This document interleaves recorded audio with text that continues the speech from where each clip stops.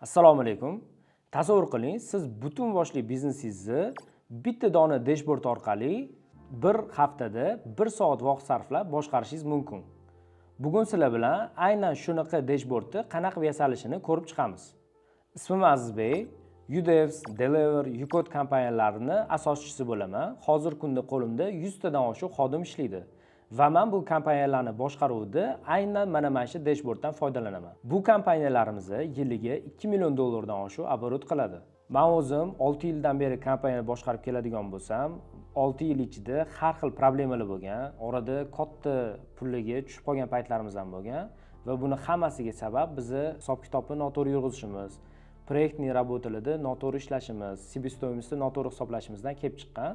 Mana shu muammolar bo'lmasligi uchun men o'zim shuncha yil davomida juda ham ko'p izlanganman, juda ko'p narsalarni o'qib ko'rganman, har xil kitoblar, har xil kurslarga borib ko'rganman va ulardan menga hozirgi kunda eng zo'r yordam berayotgan instrument bilan sizlar bilan bo'lishmoqchiman. Bizaga bu dashbordimizni yaratishimiz uchun bor yo'g'i Google Sheets yoki bo'lmasa Excel o'zi kifoya qiladi. Menimcha bu hammada bo'lsa kerak. Biz bu shablonimizni 4 ta asosiy prinsipi bilan tanishib chiqamiz. Buni birinchi prinsipi soddalik, ya'ni siz shablon yaratayotganingizda, dashbord yaratayotganingizda soddalashtiring, qiyin so'zlardan yoki bo'lmasa tushunish qiyin bo'lgan metrikalardan foydalanmang. Buni sizni o'zingizdan tashqari boshqa kompaniyangizdagi odamlar ham o'qiganda uni tushuna olishi kerak. Va soddalikning ikkinchi sababi shundaki, siz yaratayotgan dashbord qanaqadir integratsiyalardan yoki bo'lmasa qanaqadir nechtadir produktlarni yig'indisidan tashkil topishi kerak emas. Bu oddiy Excel yoki Google Sheets yoki bo'lmasa Notion'da yaratilishi kerak va u doimiy tarzda qo'lda kiritib borish kerak. Ikkinchi prinsipimiz bu haftalik kuzatuv bo'lishi kerak. Ya'ni siz buni bir marta yozib qo'ydingiz bo'ldi emas. Buni doimiy tarzda har hafta kuzatib borishingiz kerak. Shaxsan men o'zimdan kelib chiqib aytadigan bo'lsam, men bu dashbordni har hafta dushanba kuni soat 10:00 da butun kompaniyamizdagi top menejerlar bilan birgalikda ko'rib chiqamiz va o'shanga qarab biz metrikalarimizni trek qilib boramiz, ya'ni kuzatib boramiz. Uchinchi qoidasi bu har bitta yozilayotgan metrikalarni siz qo'lda kiritishingiz shart. Integratsiya orqali qo'shib qo'ysa ham bo'ladi-yu deb o'ylashingiz mumkin, lekin bunaqa qilish kerak emas. Chunki agar integratsiya orqali bo'ladigan bo'lsa, sizni har bitta metrikani to'ldirayotgan xodimingiz bunga e'tibor qaratmaydi yoki bo'lmasa esdan chiqarib qo'yishi mumkin, uni kuzatmasdan borishi mumkin. Shunaqa holat bo'lmasligi uchun siz uni обязательно qo'lda to'ldirish shart deb belgilashingiz kerak o'zingizning xodimlaringizga va ular doimiy tarzda, ya'ni bir haftada bir marta qo'lda to'ldirib borish kerak. Oxirgi 4-prinsipga keladigan bo'lsak, bu sizni qo'yayotgan metrikalaringiz siz uchun qanaqadir tennis berish kerak, ya'ni qanaqadir qadriyat, qanaqadir qiymat yarata olish kerak. Misol uchun siz umumiy CEO ni yoki bo'lmasa sotuv menejeriga qanaqadir metrika qo'yib olsangiz, lekin u metrika uning uchun uncha muhim emas yoki bo'lmasa qanaqadir keraksiz metrika bo'ladigan bo'lsa, bunaqa metrikadan sizga hech qanaqa foyda bo'lmaydi. Men o'zim ham bunaqa xato qilganman. Ya'ni birinchi marta men bu dashbordni yaratayotganimda juda ham qiyin metrikalar yozib tashlaganman, juda ham usложнять qilganman va buni nechidir oy butun kompaniyaga majburlab ishlatganman bolalarni. Mana shuni to'ldirishinglar shart, mana shuni qilishinglar shart deb. Xullas bir kun menga sherigim kelganda aytgan, "Sen yozgan dashbordni sendan boshqa hech kim tushunmaydi" deb. Biz buni tekshirib ko'rganmiz, ya'ni kompaniyadagi bolalardan so'raganmiz, mana shu dashbordda yozilgan metrikalar qayerdan keldi, nimani to'ldiryapsizlar deb berilgan savolga ularni o'zligi ham bilishmagan, prosta azizga aytgani uchun to'ldiryapmiz deb javob berishgan. Shuning uchun sizlar men qilgan xatoni qilmanglar. Xo'p, bizda dashbordimizni yaratishi bosqichlari bor. Bu bosqichlar bo'lishiga aytadigan bo'lsak, birinchi etapda siz metrikalarni kategoriya bo'yicha bo'lib olishingiz kerak. Buni sodda qilib tushuntiradigan bo'lsak, misol uchun sizda IT kompaniya bo'ladigan bo'lsa, IT kompaniyada bir nechta должностьlar bor. Ya'ni rahbarlar bor. Bunga misol qilib aytadigan bo'lsak, CEO, ya'ni direktor, keyingisi finansist, sales manager yoki bo'lmasa HR, CPO, ya'ni PMlarni glavniysi yoki bo'lmasa CTO, texnik direktorlarni misol qilib olsak bo'ladi. Men o'zimda xuddi shunaqa должностьlardan kelib chiqib turib, metrikalarni bo'lib chiqqanman. Xo'p, keyingisi metrikani tanlash. Metrika tanlash jarayonida siz 3 tadan 5 tagacha metrika qo'yishingiz kerak, undan oshirib olmasligingiz kerak. Nimaga? Chunki agar bitta odamda 5 tadan oshiq metrika bo'ladigan bo'lsa, bu metrikalar o'zini muhimligini yo'qotadi. Ya'ni u metrikaga rioya qiladigan odam, должностьтagi odam o'sha qaysi metrika eng muhim, qaysi biriga e'tibor qaratish kerakligini, ya'ni fokusini yo'qotib qo'yadi. Shuning uchun metrikalarning soniga e'tibor berish kerak, uni ko'paytirib yuborish kerak emas. Va agar sizda metrika soni bo'yicha limit bo'ladigan bo'lsa, ya'ni 5 tadan oshiq metrika qo'shishingiz kerak emas bo'lsa, siz o'zidan o'zi eng muhim, eng kerakli metrikalarni yaratasiz. Men birinchi marta yaratib, bitta otdel uchun metrika yozib chiqqanimda, sanaganimda 12 ta metrika yozib qo'ygan bo'lganman va ularni filtrlab, eng muhimlarini, eng keraklilarini qoldirganman. Qolgan hammasini udalib tashlaganman. Xo'p, keyingi etapga o'tadigan bo'lsak, har bitta metrikani o'zini egasi bo'lishi kerak. Ya'ni aytib o'tganimdek, agar siz izначально boshdan должность bo'yicha metrika qiladigan bo'lsangiz, o'zidan o'zi sizda egasi bo'ladi. Agar metrikani qaysidir yo'nalish bo'yicha qiladigan bo'lsangiz, har bitta metrikaga javobgar shaxsni biriktirib yozib ketishingiz kerak. Bu shablonimizda ham ko'rinib turibdi. Keyingi etapga o'tadigan bo'lsak, oylik targetni belgilashingiz kerak. Ya'ni siz bu dashbordda har hafta kuzatib boryapsiz va har bitta oy uchun o'zingizga belgilangan targetingiz bo'lishi kerak. Misol uchun, sotuv bo'yicha aytadigan bo'lsak, sotuvda biz bu oy 100 ming dollarlik sotuv qilishimiz kerak. Demak, bir oyda 4 hafta bor deb oladigan bo'lsak, biz har hafta o'rtacha hisobda 25 ming dollardan sotuv qilishimiz kerak degani. Va siz har hafta davomida bu metrikani kuzatib borasiz. Misol uchun 2 hafta ichida sizda sotuv 10 ming dollar bo'ladigan bo'lsa, siz oldindan tushunib yetasiz, siz oylik qo'ygan targetingizga uje yeta olmasligingizni veriyatnisi katta. Va bu dashbord zo'r tarafi ham shundaki, siz oy tugamasdan turib o'zi qo'yilgan planga достигать qilasizmi, erishasizmi, yo'qmi, shuni oldindan bilib olsangiz bo'ladi. Xo'p, keyingi etapga o'tadigan bo'lsak, siz haftalik kuzatib borishingiz kerak va haftalik to'ldirib borishingiz kerak. Misol uchun o'tirib haftani boshida keyingi haftalarga metrika yozish noto'g'ri yoki bo'lmasa qaysidir haftada plan qilingan mitingni tushirib qoldirish. Ya'ni men aytganimdek, shu har dushanba kuni misol uchun soat 10 da mitingingiz bo'lishi kerak bo'lsa, o'shani tushirib qoldirish yoki bo'lmasa boshqa kunga o'tkazib yuborish juda ham katta xato bo'ladi. Bu belgilangan kun va vaqti umuman o'zgarmasligi kerak. Biz o'zimizning kompaniyamizda, har bitta kompaniyamizda shunaqa metrikalar bo'yicha shunaqa miting qilamiz. Biz buni nomini out meeting deb nomlaganmiz va bu mitingimiz adashmasam 1 yildan oshiq muddatda kuni ham, soati ham o'zgargani yo'q. Stabilni aynan belgilangan vaqtda qilishimiz evaziga bizning kompaniyada ishlaydigan hamma top menejerlarda shunaqa privichka formirovать qilingan, ya'ni shunaqa ko'nikish hosil qilingan. Ular bilishadi, dushanba kuni kasal ham bo'lish kerak emas, ishga kelish kerak va o'sha metrikalarni to'ldirib qo'yishligi shart. Agar bu metrikalarni mitingga kirganda to'ldirmasdan kiradigan bo'lsa, ularga shtraf beriladi. Xo'p, keyingi etapga o'tadigan bo'lsak, sizda har bitta qo'yilgan metrikangizni o'zini source, ya'ni istochnika bo'lishi kerak. Bu degani, sizda misol uchun sotuvning metrikasi qayerdan kelishi linki ko'rsatib ketilgan bo'lishi kerak. O'zimizning misolda aytadigan bo'lsak, bizda AmoCRM'da ko'rsatiladi, qaysi etapda nechta lead borligi yoki bo'lmasa har bitta продажаning narxi, summalari AmoCRMda ko'rsatiladi. Shuning uchun biz buni linkiga AmoCRMga ulab ketganmiz. HR bo'yicha ko'radigan bo'lsak, HRning qaysidir qismini biz Excelda ko'rishimiz mumkin, qaysidir metrikani o'zimizni внутренний ERP sistemada ko'rishimiz mumkin. Biz uni ham tegishli linklarga ulab ketganmiz. Sizda ham xuddi shunaqa bo'lishi kerak. Bunaqa bo'lishini nima yordam beradi? Men to'g'risi boshda sizda ham xuddi shunaqa bo'lishi kerak. Bunaqa bo'lishini nima yordam beradi? Men to'g'risi boshda buni uncha yaxshi tushunmagan edim to'ldirayotganimda, lekin eng zo'r yordam beradigan payti shundaki, agar sizda misol uchun belgilangan xodimingiz almashib ketib, ya'ni ishdan bo'shab, o'rniga yangi odam keladigan bo'lsa, u metrikalarni qayerdan kelganini qidirib yurmaydi. Tushunib olishi, to'g'ri ishlatishi juda ham oson bo'ladi.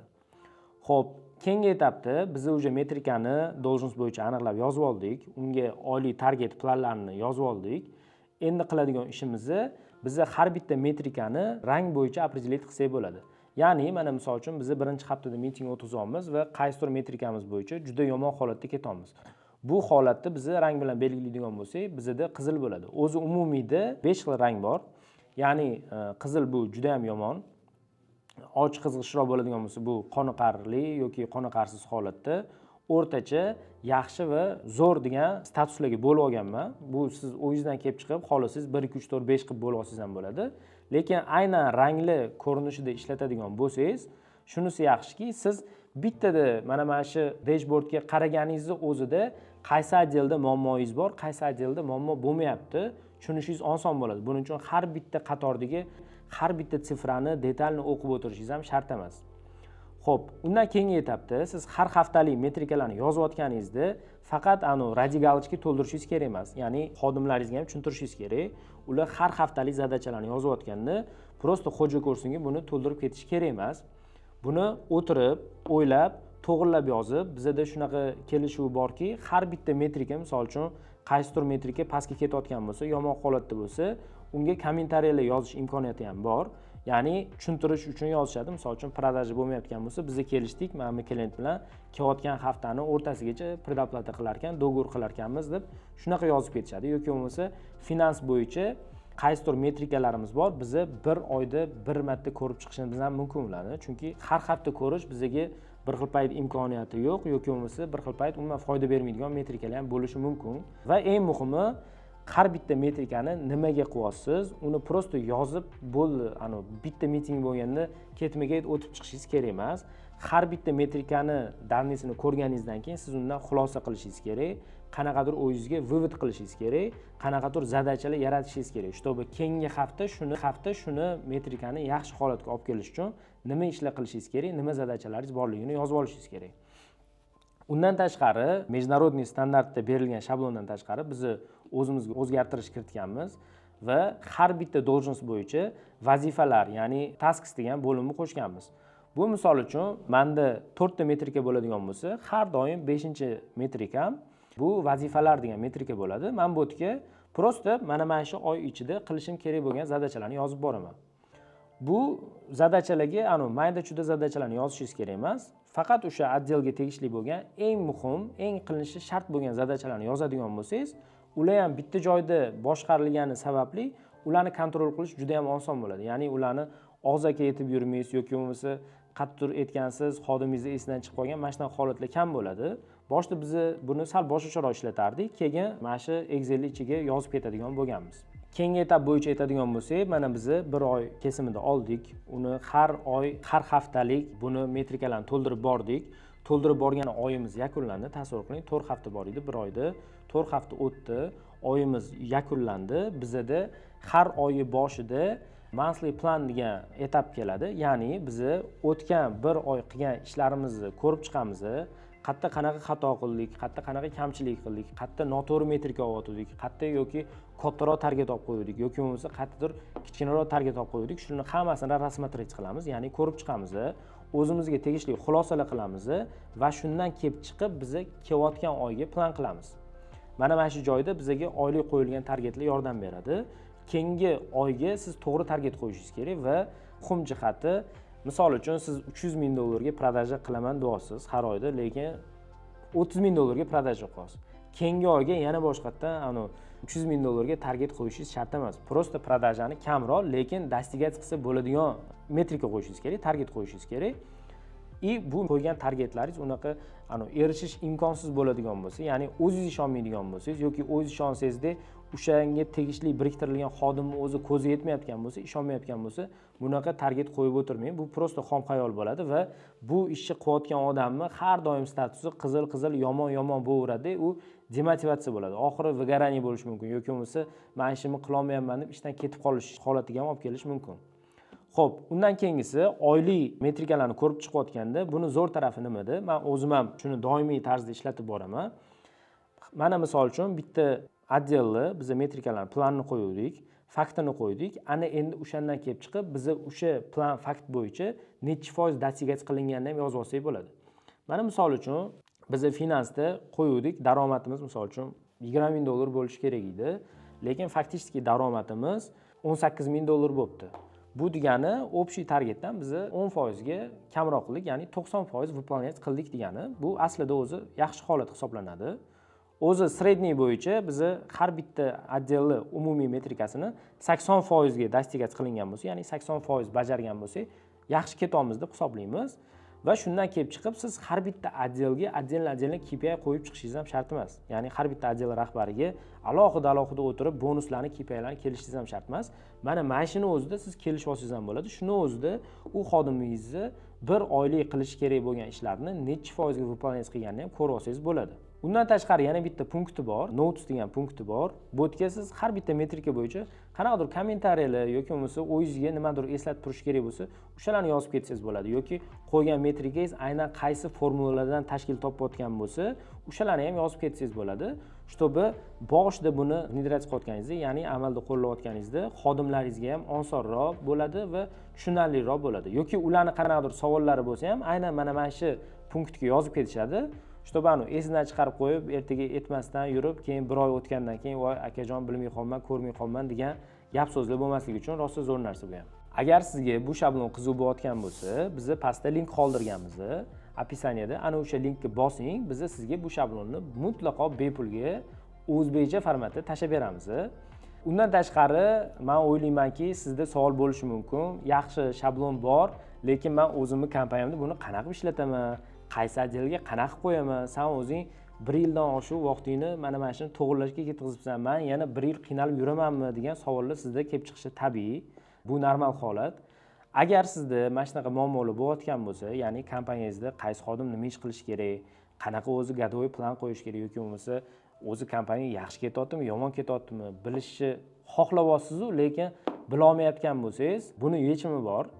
Men o'zim menga juda ham ko'p mana shunaqa savollar berishadi. Nechtadir tanishimga отдельно o'tirib bunaqa metrikalar qo'yib berdim va qarasam juda ham katta sпрос bor mana shu narsaga.